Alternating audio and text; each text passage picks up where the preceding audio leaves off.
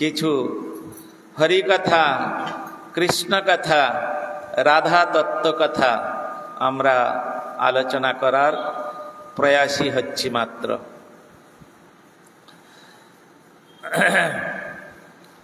আপনারা যদি একটি গ্রন্থ আছে শ্রীল রঘুনাথ গোস্বামী কৃত, আমাদের যে ষড় গোস্বামী রয়েছেন সেই ষড় গোস্বামীর মধ্যে শ্রীল রঘুনাথ দাস গোস্বামী তিনি হচ্ছেন একজন বিশেষ রাধারানীর অত্যন্ত প্রিয় ভাজন ব্যক্তি।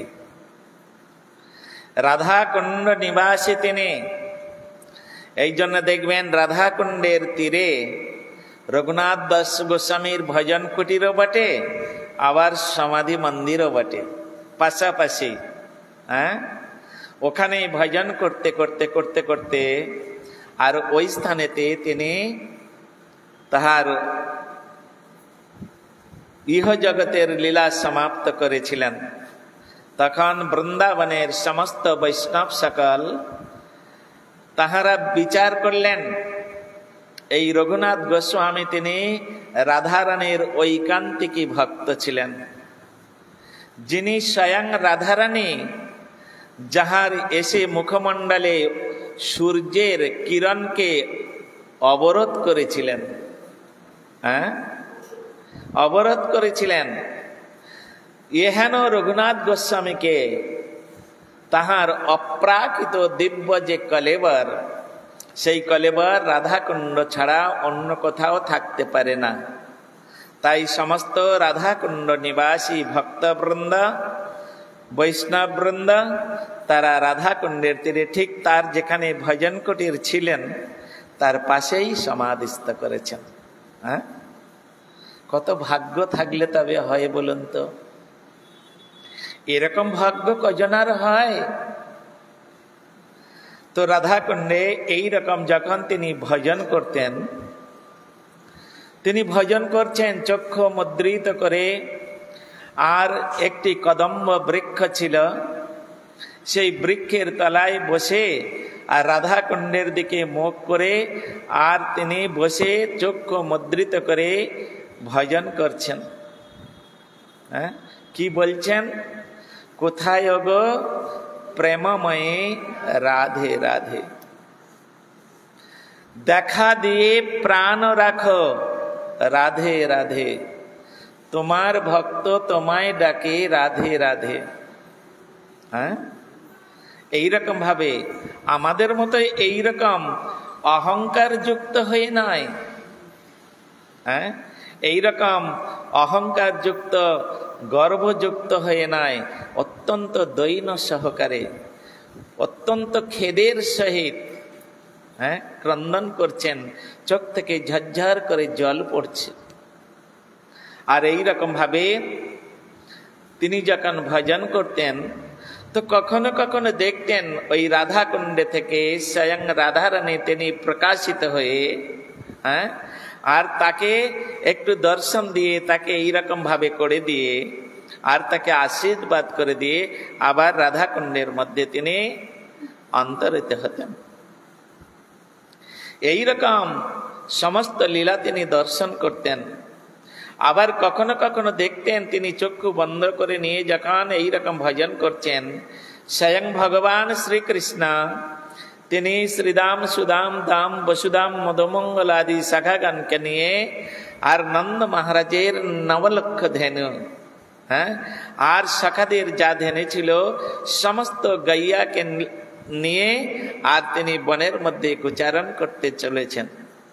হই হই রবে কোন গাভী, শ্যামলী, ধবলী, পিয়ালি ইত্যাদি গাভীগুলো তারা কি করছেন? একেবারে লেজ তুলে খাড়া করে আর কখনো কৃষ্ণের এপারে আসছে, কখনো কৃষ্ণের ওপারে যাচ্ছে, কখনো কৃষ্ণের সম্মুখে, কখনো কৃষ্ণের পিছনে, কখনো কখনো আবার কৃষ্ণের গায়ে গা লাগিয়ে চলেছে।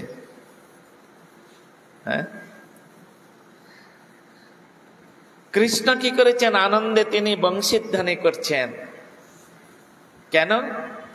ওই বৃন্দাবনের নবলক্ষ যে ধেনু নন্দ মহারাজের ছিল, তাদেরকে এই এদিকে আয়, এই ওদিকে চল, এইরকম করতো না, লাঠি নিয়ে ঘোরাঘুরি করতে হতো না।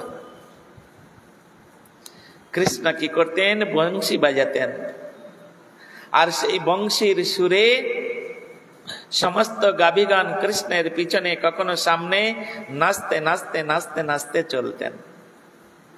হ্যাঁ, এই সমস্ত লীলাগুলো রাধা কুণ্ডের তীরে বসে ভজনকালে শ্রীল রঘুনাথ দাস গোস্বামী তিনি দর্শন করতেন। আর যখন রূপ আর সনাতন তাহারা ইহ জগতে লীলা সমাপ্ত করে যখন অপ্রকট লীলা করলেন, ইহ জগৎ থেকে রাধারানীর নিত্য লীলায় নিত্য সেবায় তিনি চলে গেলেন তাহারা, তখন আমাদের শ্রীল নরোত্তম দাস ঠাকুর একটা পদের মধ্যে লিখেছেন, বৈষ্ণব বন্দনা করতে গিয়ে তিনি সেখানে লিখছেন, আশ্রয় লইয়া ভজে তারে কৃষ্ণ নাহি তজে,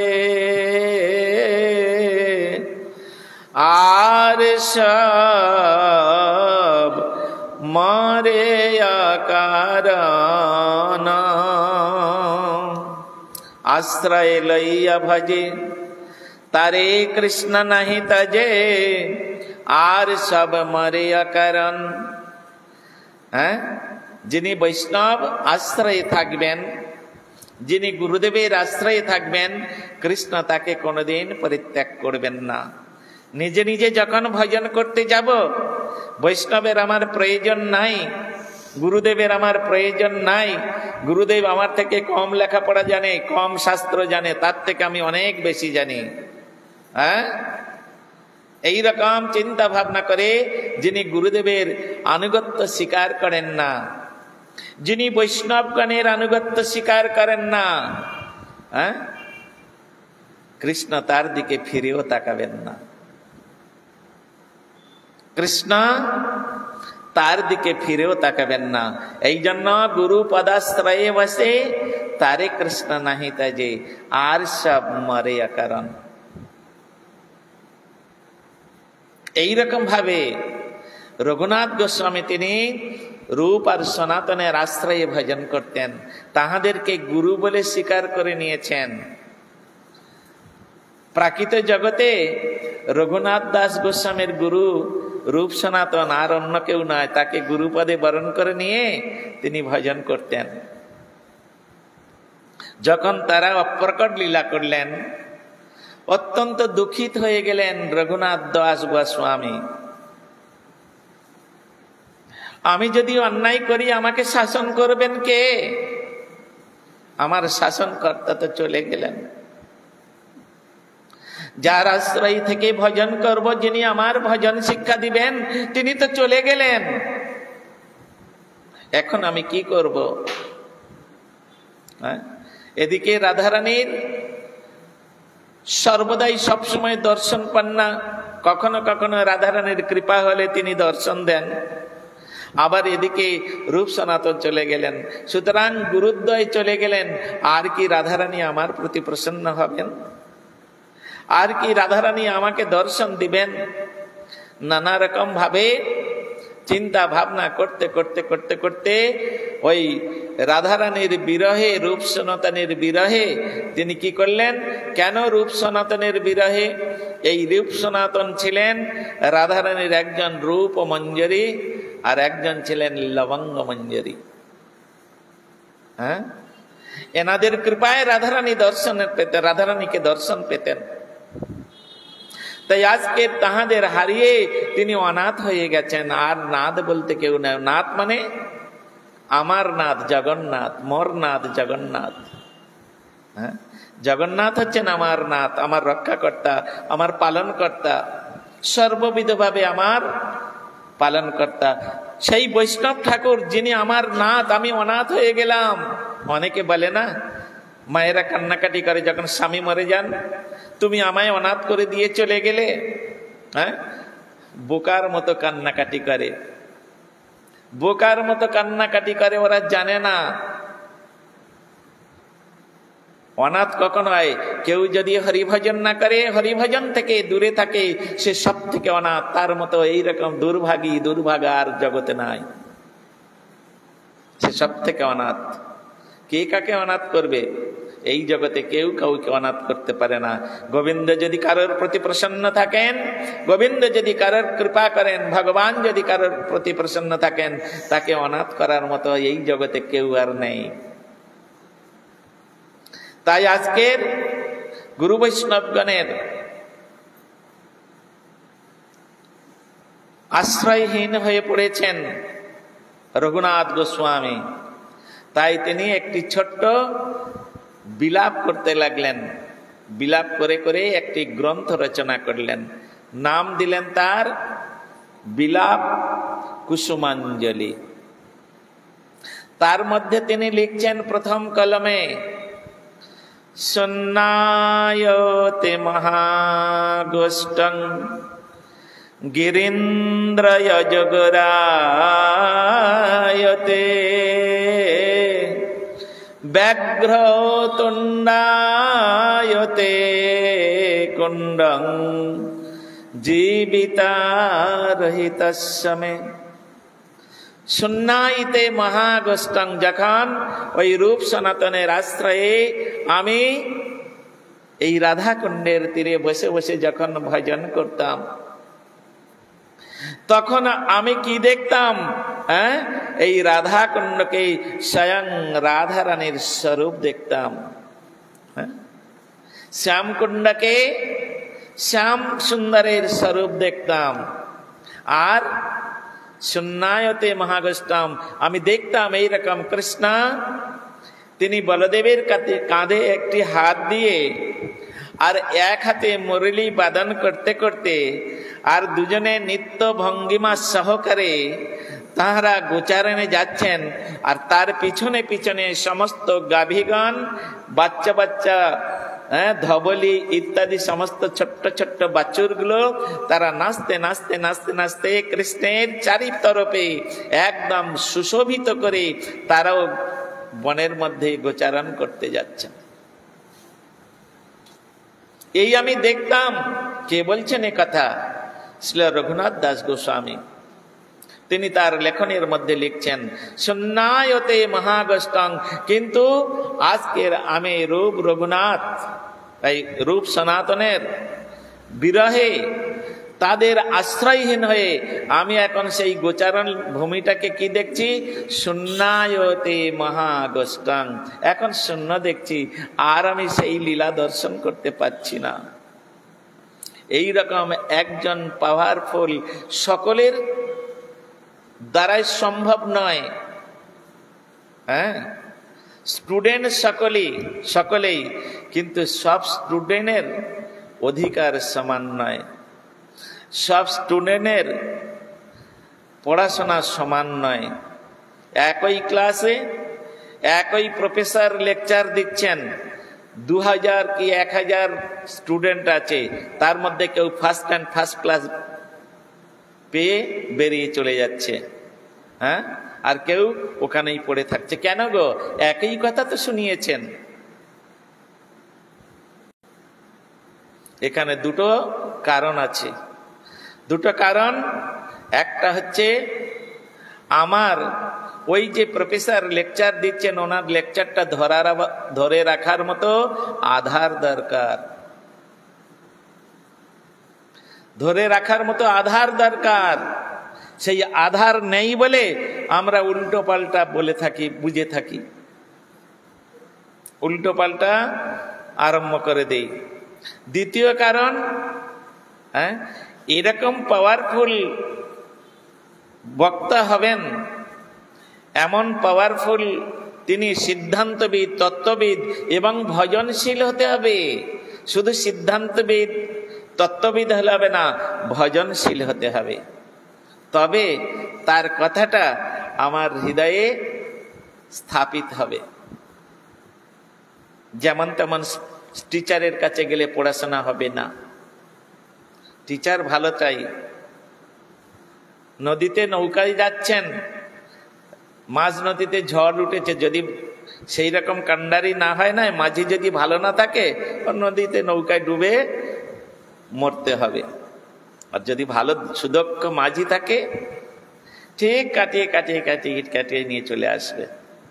এই জন্যে অসতম সদ্গময়, মৃত্যুর তমা অমৃত গময়, অন্ধর তমা জ্যোতির্গময়।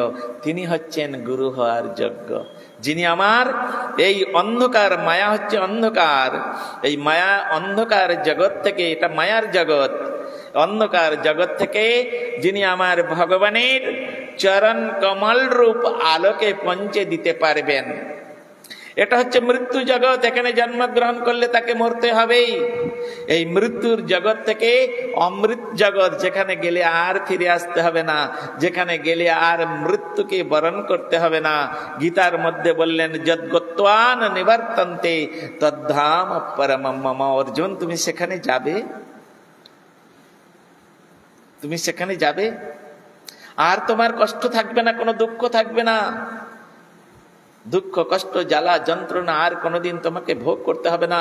নিরন্তর তুমি আনন্দং ব্রহ্ম, আনন্দে বিভোর হয়ে থাকবে। সেটা হচ্ছে আমার ধাম। যাবে। এই হচ্ছে মৃত্যুর তম অমৃত গময়। হ্যাঁ, আর হচ্ছে অন্ধর তম জ্যোতির্গময়। আমি অন্ধ, বিষয় পিপাসায় বিষয়ে বিষয়ে আমি অন্ধ হয়ে আছি, অন্ধ হয়ে আছি। এই অন্ধর জগৎ থেকে যেখানে আলো আছে, সেখানে আমাকে যিনি নিয়ে যেতে পারবেন তিনি হচ্ছেন আমার গুরুপাদ পদ্ম, তিনি হচ্ছেন সদ্গুরু। এই জন্য বললেন सदगुरु पाओए भेद बताओए ज्ञान करे उपदेश, तब कैला के मैला छोड़ी जब आप करे परवेश। তো আজকের রঘুনাথ গোস্বামী তিনি বিলাপ করছেন, শূন্যায়তে মহাগষ্টং গিরীন্দ্র অজগরায়তে ব্যাঘ্র তুণ্ডায়তে কুণ্ডং জীবিতা রহিত সময়।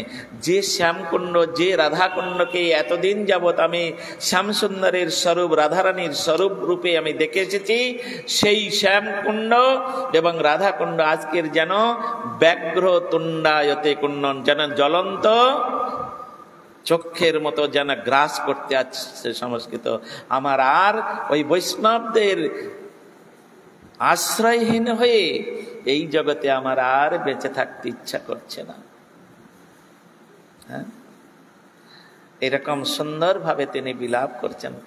সেই বিলাপ কুসুমাঞ্জলির মধ্যে তিনি রাধারানীর চরণে একটি প্রার্থনা করছেন, যৎ কিঙ্করেষু বহু সখলুকাকুবানে নিত্যং পরস্য পুরুষস্য শিখণ্ডমৌলে তস্বারনেধে বৃষভানুজায়া তৎকেলি কুঞ্জা ভবনাঙ্গমার্জনীয়স্যাম। প্রার্থনা করছেন, রাধারানীর চরণে প্রার্থনা করছেন রঘুনাথ গোস্বামী। কেন? হে রাধে,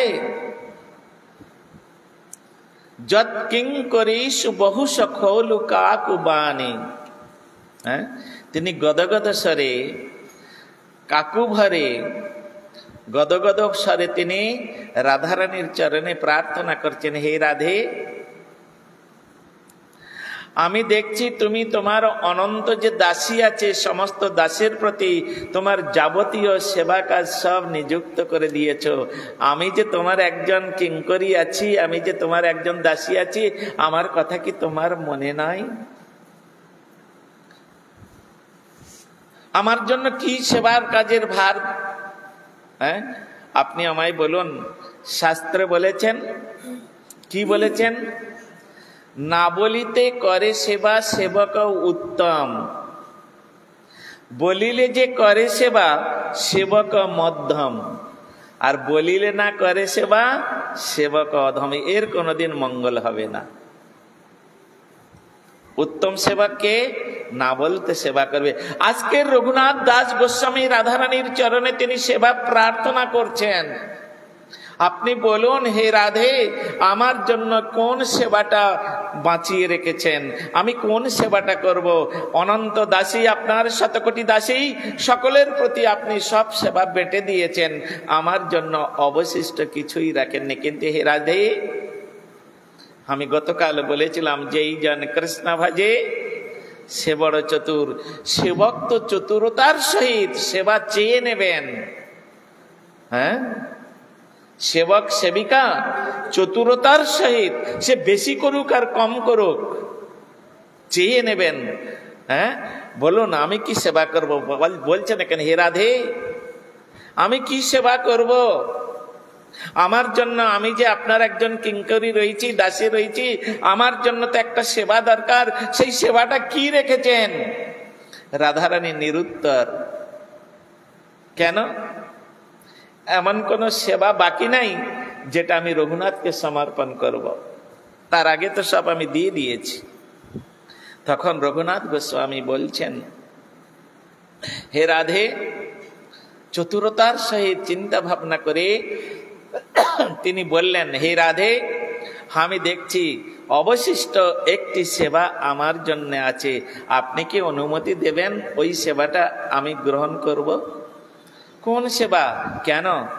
তুমি যখন নিকুঞ্জ বনে, নিধু বনে শ্যামচন্দ্রের সঙ্গে মিলিত হও, আর সেখানে সখীদেরকে নিয়ে যখন তুমি নিত্য গীতের দ্বারা সেখানে রাসলীলা রচনা করো, আর তারপরে সেইখানে নানা প্রকার নিত্য গীত করতে করতে করতে করতে ওই স্থানটা নানা রকম আবর্জনা হয়ে যায়, নানা রকম এবড়ো খেবড়ো হয়ে যায়, সেখানে পরিষ্কার করতে হবে। তো তার জন্য একজন দাসীর দরকার। ওই সেবাটা এখন কেউ গ্রহণ করতে পারেনি।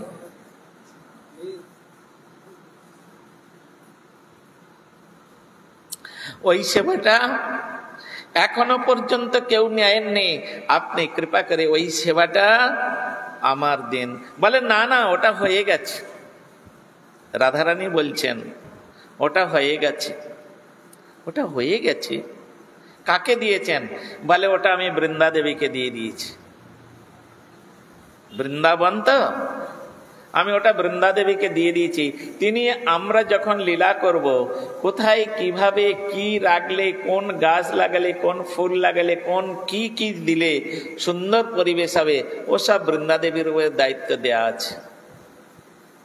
রঘুনাথ চিন্তা করলেন, তাহলে আমার ভাগে কিছু নাই।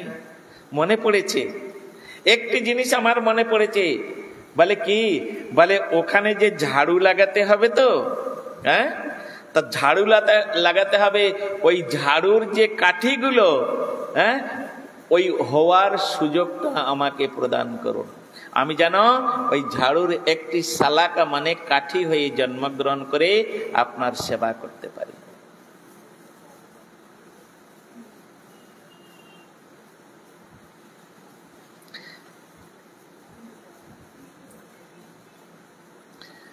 দেখুন, সেবক মানে কি? হ্যাঁ, সেবাটা, সেবা শব্দটা এসেছে ভজ ধাতু থেকে। ভজ ধাতু সেবা, ভজন থেকে এসেছে। ভজন সেবা মানে আনন্দবাচক শব্দ। এটা সেবা করতে গিয়ে কেউ যদি দুঃখী হয়ে যায়, কেউ যদি রাগ হয়, কারোর যদি ক্রোধ হয়, তাহলে ওটা সেবা হবে না, ওটা কর্ম হবে। আপনি অর্চন করলে কি হবে? ঠাকুরের জন্য রান্না করছেন, হ্যাঁ, তার মধ্যে যদি অন্য কোনো চিন্তাধারা থাকে, আর তার মধ্যে যদি কোনো রাগ থাকে, অভিমান থাকে, আমার মতো এত ভালো কেউ রান্না করতে পারে না, আমার মতো এত সুন্দর কেউ পাঠ করতে পারে না, অহংকার ও বিমূঢ়াত্মা কর্তার অহং ইতি মন্যতে। এরা অহংকারী। অহংকারী ব্যক্তির কোনোদিন মঙ্গল হবে না। হ্যাঁ, আমি মন্দিরে কত কাজ করি, আমার মতো এত কাজ কেউ করে নাকি? হ্যাঁ, আমি চলে গেলে মন্দির অন্ধকার হয়ে যাবে। আরে কি ব্যাপার? এটা অহংকার। চলবে কি সেই ভাবছ মিছে, তুমি ভাববার কে? যার ভাবনা তিনি ভাবছে, তুমি ভাবো তাকে। তুমি করার কি? আজকের প্যারালাইজড হয়ে পড়ে থাকলে তখন কি হবে? হ্যাঁ, 5 বার পায়খানায় গেলে হাত ধরে টেনে তুলতে হয়, এত কিসের অহংকার বাবা? হ্যাঁ, আজ মরলে কাল দুদিন, মরার 2 ঘন্টা পরে পচে গলে গন্ধ বেরোবে, কিসের এত অহংকার বাবা? এত অহংকার কিসের? অহংকার বিমূঢ়াত্মা কর্তারহং ইতি মন্যতে। তাই রঘুনাথ গোস্বামী দেখুন তার সে সেবক, তার সেবার কৌশল, কিভাবে সেবা আদায় করে নেবেন রাধারানীর কাছ থেকে দেখুন। তিনি বলছেন, আরে ঝাড়ুটার তো কাঠি দরকার, হ্যাঁ, তা আপনি আমায় অনুমোদন করুন, অনুমতি দিন, আমি যেন ওই ঝাঁটার একটা কাঠি হয়ে জন্মগ্রহণ করে আপনি যেখানে লীলাবিলাস করেছেন, শ্যামসুন্দর যেখানে লীলাবিলাস করেছে, সেখানে ওই ধুলোটা যেন আমি মার্জনা করতে পারি, পরিমার্জিত। উদ্ধব প্রার্থনা করছেন রাধারানীর চরণে, বৃন্দাবন ধামের চরণে, আশামহ চরণ রেণু জুষামহং শ্যাম বৃন্দাবনে কিমপি গুল্ম লতা ঔষধিনাম দাদুস্তজ্জং সজনমর্জং পথঞ্চ হিত্বা ভেজুর মুকুন্দ শ্রুতিবীর মিগ্রাম। উদ্ধব খুব অহংকারী ছিলেন। কেন? আমার মতো এই রকম কৃষ্ণের ভক্ত আর কি আছে? আমি হচ্ছে কৃষ্ণের শাখা, কৃষ্ণ, আমি এক বিছনায় খাই, এক থালায় খাই, এক বসন পরিধান করি। আমার মতো এইরকম সৌভাগ্যবান, আমার মতো এই রকম ভক্ত, আমার মতো এই রকম সেবক কৃষ্ণের আর কেউ আছে নাকি? কৃষ্ণ মনে মনে চিন্তা করলেন, উদ্ধব তোমার বড়ই অহংকার হয়েছে দেখছি। মনে মনে চিন্তা করছেন, তোমার মনে মনে বড়ই অহংকার হয়েছে, তোমার এই অহংকার আমি চূর্ণ বিচূর্ণ করে দেব। এমন একটা ভক্তের সন্নিধানে তোমাকে নিয়ে যাব, সেই ভক্তকে দেখলে তোমার সমস্ত অহংকার, সমস্ত কিছু ধুলোই ধূলিসাৎ হয়ে যাবে। একদিন কৃষ্ণ তিনি কি করছেন, লীলাবশত মথুরা থেকে বিশ্রাম ঘাটে চলে এসেছেন। হ্যাঁ, বিশ্রাম ঘাটে এসে আর বৃন্দাবনের দিকে মুখ করে অঝর নয়নে ক্রন্দন করছেন, কোথায় আমার নন্দ মহারাজ, আমার পিতা? কোথায় মা যশোদা? কোথায় ললিতা? কোথায় বিশাখা? কোথায় আমার প্রাণের সখা শ্রীদাম সুদাম দাম বসুদাম? এই বলে এক একজনার নাম উচ্চারণ করছেন আর হাউ হাউ করে কাঁদছেন, চোখের জলে বক্ষ ভেসে যাচ্ছে। উদ্ধব এদিক ওদিক খোঁজাখুঁজি করছেন, পাওয়া যাচ্ছে না কৃষ্ণকে। কোথায় কোথায় কোথায় খুঁজতে খুঁজতে বিশ্রাম ঘাটে এসে দেখলেন ওইখানে বসে বসে আর কাঁদছেন। সত্যিই কি তিনি কাঁদছেন? হয়তো তিনি কাঁদছেন, কে বুঝবে তার এই গম্ভীর ভাব? এই গম্ভীর ভাব বোঝার মতো পার্থিব জগতে কোনো বস্তুর নেই, কোনো ব্যক্তির নেই। এমনকি উদ্ধব বুঝতে পারলেন না।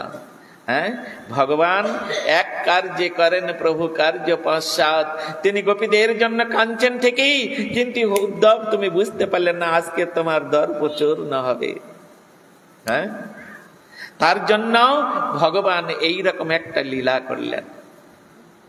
উদ্ধব এসে যখন কৃষ্ণের কাঁধে এরকম হাত দিয়েছেন, শাখা তুমি এখানে বসে আছো, আর তখন কৃষ্ণ হাউ হাউ করে কেঁদে বলছেন, উদ্ধব গচ্ছ ব্রজৌ সৌম, তুমি একবার ব্রজে যাবে, ব্রজে যাবে।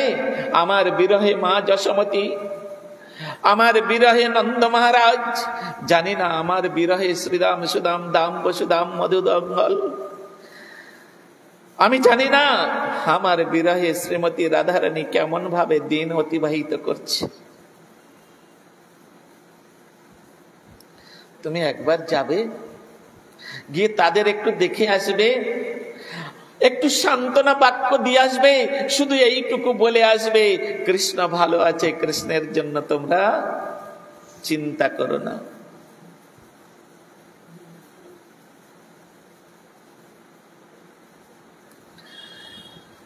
উদ্ধব বললেন, না না, আমি যাব না। বলে, কেন? অনেকদিন পরে তোমার সঙ্গ পেয়েছি, অনেকদিন পরে তোমার সঙ্গ পেয়েছি, আর আমি তোমাকে হারাতে চাই না। কৃষ্ণ বললেন, উদ্ধব, ভুল করছো তুমি। তুমি মথুরায় আমার যে সঙ্গ লাভ করেছো, এটা সর্বোৎকৃষ্ট সঙ্গ নয়। যারা ব্রজের মধ্যে আমাকে পাবে, যারা ব্রজমণ্ডলের মধ্যে আমাকে খুঁজে পেতে চায়, আর সেখানে খুঁজতে খুঁজতে যদি কোনো ভাগ্যবান ভাগ্যবতী ব্রজের মধ্যে আমাকে পায়, তো ওই পাওয়াটা হবে সর্বোৎকৃষ্ট পাওয়া। তুমি চাও না একবার? মদ বিয়োগাধীন, আমার বিয়োগে নন্দ মহারাজ তিনি কেমন করে দিন কাটাচ্ছেন, একবার দেখে এসো, একবার যাও না। অনেক বলার পরে রাজি হয়ে গেলেন, ঠিক আছে, এত করে যখন বলছো আমি যাব। কৃষ্ণ নিজে হাতে রথ সাজিয়ে দিলেন। কৃষ্ণের সমস্ত আভূষণগুলো খুলে উদ্ধবকে পরিয়ে দিলেন। কেন? উদ্ধব ছিল কৃষ্ণের সারূপ্য মূর্তিমান। কৃষ্ণের সমস্ত পোশাকগুলো খুলে যদি উদ্ধবের গায়ে পরিয়ে দিত, আর পাশাপাশি দুজনকে দাঁড় করিয়ে রেখে দিলে, স্বাভাবিক কেউ বুঝতে পারবেন না কোনটা কৃষ্ণ কোনটা উদ্ধব। হুবহু উদ্ধব, সারূপ্য মূর্তি। এইরকম অবস্থায় রথ নিয়ে চলে গেলেন। ঠিক বেলা ডুবে গেছে, মানে বেলা মানে সূর্য ডুবে গেছে, কিন্তু অন্ধকার হয় নাই। সূর্য ডুবে গেলে সঙ্গে সঙ্গে অন্ধকার হয় না, অনেক দূর পর্যন্ত দেখা যায়। সেই সময় উদ্ধবের রথ গিয়ে বৃন্দাবনের মধ্যে প্রবেশ করেছে। বৃন্দাবনের মধ্যে বসে আমি বলছি, আপনারা শুনছেন, খুব ভালো লাগছে, তাই নাই? হ্যাঁ, এই ভালো লাগাটা ভালো লাগা নয়, এই ভালো লাগাটা ভালো লাগা নয়। যেদিন কৃষ্ণের জন্য কাঁদতে কাঁদতে ওই রকম গোপীদের মতো চোখের জল পড়তে পড়তে পড়তে পড়তে শুকিয়ে যাবে, হ্যাঁ, বুঝবেন, বোঝার চেষ্টা করবেন।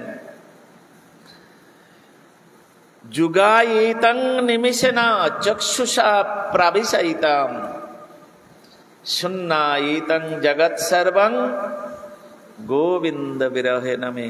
চোখের পাতা যতটুকু সময় পড়তে লাগে, অতটুকু সময় গোবিন্দ দর্শন না হলে তারা মনে ভাবতেন, কত যুগ আমরা গোবিন্দ দর্শন পাই নাই। কতটুকু আক্ষেপ, কতটুকু উৎকণ্ঠা, কতটুকু তাদের মধ্যে অস্থিরতা। তারা গোবিন্দ সর্বস্ব, সবকিছু গোবিন্দের জন্য। আপনারা পারবেন কোনোদিন এক কানে দুল পরে এক কানে না পরে রাস্তায় বেরোতে পারবেন? একটা চোখের মধ্যে অঞ্জন লাগিয়ে আর একটা চোখের মধ্যে অঞ্জন না লাগিয়ে রাস্তায় বেরোতে পারবেন? কোনো মা পারবেন? কোনো বোন পারবেন? উপরের বস্ত্রটা পরে, নিচের বস্ত্র পরেছেন, উপরের বস্ত্র পরেননি, এইরকম অবস্থায় বাইরে যেতে পারবেন? অত সস্তা নাই। কিন্তু গোপীগান যখন কদম্ব বৃক্ষের তলায় রাস মঞ্চে যখন বংশী বটে বংশী যখন বেজেছে, হ্যাঁ, কেউ হয়তো স্বামীকে খেতে দিচ্ছিলেন, কেউ আলতা পরছিলেন, এক পায়ে পরেছেন, কেউ চোখের মধ্যে অঞ্জন লাগাচ্ছিলেন, একটা চোখে সবে মাত্র হয়েছে, কেউ হয়তো নিম্নের বস্ত্র পরেছে, উপরের বস্ত্র পরেননি, কেউ চুল বাঁধেনি, কেউ এক কানে দুল পরেছে, এক কানে পরেননি, চলে গেলেন। কেন? কৃষ্ণ প্রতিবিধানের জন্য। কৃষ্ণ দেখো, হে শ্যাম সুন্দর, তোমাদের জন্য, তোমার জন্য আমরা সবকিছুই করতে পারি। তোমার জন্য আমরা সবকিছুই করতে পারি, তোমার জন্য অকরণীয় কিছু আমাদের নাই। আর জগতের লোক কি বলবে? ওরা তো নিন্দুক, ওরা তো নিন্দা করবেই, ওরা তো কুকুর শ্রীগাল, ওরা তো ছিঁড়ে খাবেই। হ্যাঁ, কিন্তু যেখানে কৃষ্ণ যার রক্ষক, তাকে কুকুর শ্রীগাল কোনোদিন ছিঁড়ে খেতে পারবে না। আর তাদের দিকে গুরুকুল জন বলে কুবচন, যাব না সে লোক পাড়া, কহে চণ্ডীদাস শ্যামের পেরিতি শিলকুল লোক ছাড়া।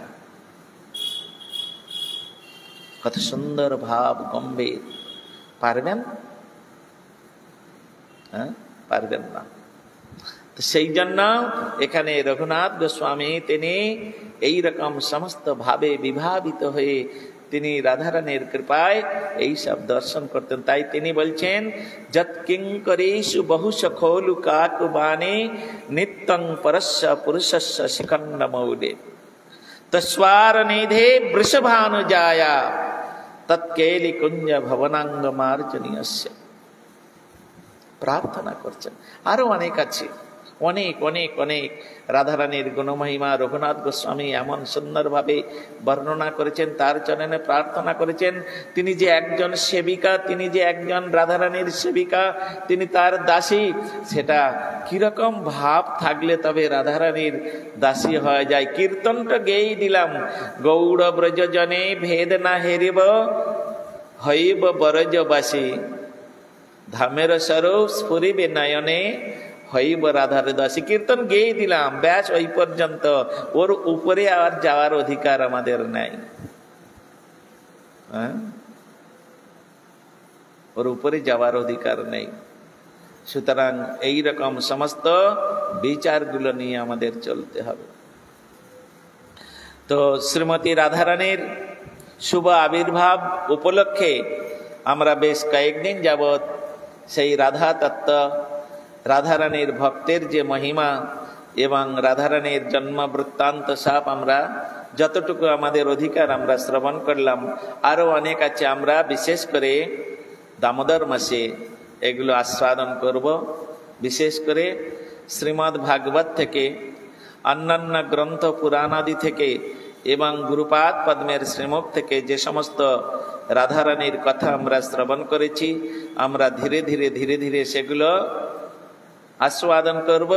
আর তার সঙ্গে দামোদর অষ্টকম ইত্যাদি সমস্ত। আগামীকাল শ্রবণা মহাদ্বাদশীর উপবাস। সবসময় একটা কথা জেনে রাখবেন, যদি কোনো একাদশীর পরের দিন মহাদ্বাদশী থাকে, একাদশী লঙ্ঘন করা কোনো প্রকারে উচিত নাই। একাদশী লঙ্ঘন করতে নাই। কেন? সর্বব্রত শিরোমণি একাদশী ব্রত, তাহাতে একান্ত ভাবে হও অনুরক্ত। অন্য কোনো ব্রত করুন আর না করুন, একাদশী ব্রত আপনাকে পালন করতে হবে। আর একাদশী ব্রত না করলে আপনাকে নরকে যেতে হবে। এটা আপনাদের জেনে রাখা দরকার, আমাদের সকলের জেনে রাখা দরকার। কিন্তু একাদশীর পরের দিন যদি মহাদ্বাদশী, দ্বাদশী নয় কিন্তু, ওখানে একটা অ্যাডজেক্টিভ দেওয়া আছে মহাদ্বাদশী। এই মহাটা অ্যাডজেক্টিভ, এটা হচ্ছে বিশেষণ। যদি একাদশীর পরের দিনে মহাদ্বাদশী থাকে, তাহলে ওই একাদশীকে ওভারটেক করতে হবে। কেন? 12টা একাদশী করলে আপনি যে ফল লাভ করবেন, একটা মহাদ্বাদশী করলে একই ফল লাভ করবেন। এই জন্যে মহাজনগণ, গুরুবর্গগণ, আমাদের আর্য ঋষিগণ তাহারা বলে দিয়েছেন, যদি একাদশীর পরের দিন মহাদ্বাদশী থাকে, তাহলে একাদশীকে ওভারটেক করে মহাদ্বাদশী পালন করতে হবে। তো আজকের কিন্তু একাদশী, হ্যাঁ আজকের একাদশী, কিন্তু আগামীকাল যেহেতু শ্রবণা মহাদ্বাদশীর উপবাস, লেখা আছে পঞ্জিকায় দেখবেন, শ্রবণা মহাদ্বাদশীর উপবাস। তদুপরি বামন দ্বাদশী, কালকের বামন দেবের আবির্ভাব তিথি। তা সুতরাং কালকের দ্বাদশীটার যদিও শ্রবণা দ্বাদশীর মহিমা অনেক, হ্যাঁ, তার সঙ্গে স্বয়ং ভগবান বামন দেব তিনি অবতীর্ণ হয়েছেন। এ সম্বন্ধে আমরা কালকের খুব সুন্দরভাবে আলোচনা করব। শাস্ত্রে কি বলছেন। আর একদিন আমরা রাধারানীর চরণে তাহার কথামৃতরূপ পুষ্পাঞ্জলি অর্পণ করলাম। তিনি আমাদের প্রতি প্রসন্ন হন, হ্যাঁ, তিনি আমাদের কৃপা কটাক্ষের দ্বারায় আমাদেরকে অভিষিক্ত করুন। আমরা যেন তাহার আনুগত্যে আমরা শ্যামসুন্দরের বা তাহার যুগল চরণ সেবা করতে পারি। রাধা কৃষ্ণ প্রাণমর যুগল কিশোর, জীবনে মরণে গতি আর নাহি মর। এইরকম চিন্তা ভাবনা নিয়ে আমরা মহাপ্রভুর আনুগত্যে লাস্টের লাইনে গিয়ে বললেন, শ্রীকৃষ্ণ চৈতন্য প্রভু দাসের অনুদাস, সেবা অভিলাষে মাগে নরোত্তম দাস। চৈতন্য মহাপ্রভুর আনুগত্যে নরোত্তম দাস ঠাকুর বলছেন, হে চৈতন্য মহাপ্রভু, হে কলিযুগ পবনবতারী সচিনন্দন গৌরহরি, কলিযুগের পরদেবতা আপনি, সুতরাং আপনার আনুগত্যে যেন আমরা রাধা কৃষ্ণের সেবা করতে পারি। এই হচ্ছে আমাদের বিশেষ করে সাধক সাধিকার, এটাই হচ্ছে চূড়ান্ত ইচ্ছা হওয়া দরকার। তা আমরা ধীরে ধীরে ধীরে ধীরে সেই শ্রবণা মহাদ্বাদশীর উপবাস কালকের পালন করব এবং সেই মহিমা আমরা সকলে 5টার সময় আসবেন। কিন্তু আমার একটা বিনীত নিবেদন, অন্তত অন্যদিন না আসলেও কালকের অবশ্যই 5টার মধ্যেই আমি যেন সকলকে এখানে দেখতে পাই। কীর্তন ইত্যাদি সমস্ত হবে, তারপরে আমরা 6টা থেকে যেরকম পাঠ করি পাঠ হবে, তারপরে আরতি হবে। তা আজকের আমি এইখানে হরিকথার বিশ্রাম দিচ্ছি। বাঞ্ছা কল্পতরুভ্যশ্চ কৃপা সিন্ধুভ্যৈব চ পতিতানাং পাবনেভ্যো বৈষ্ণবেভ্যো নমো নমঃ। এইখানে রহিল গ্রন্থ অমৃত লহরী, প্রেমানন্দে বাহু তুলে বলো হরি হরি। সকলে হাত উঠিয়ে বলুন, হরে কৃষ্ণ হরে কৃষ্ণ কৃষ্ণ কৃষ্ণ হরে হরে, হরে রাম হরে রাম রাম রাম হরে হরে। জোর করে উলুধ্বনি দিয়ে বলো, নিতাই গৌর প্রেমানন্দে হরে হরি বল। জয় জয় শ্রী রাধে শ্যাম। নিতাই গৌর প্রেমানন্দে হরি হরি বল।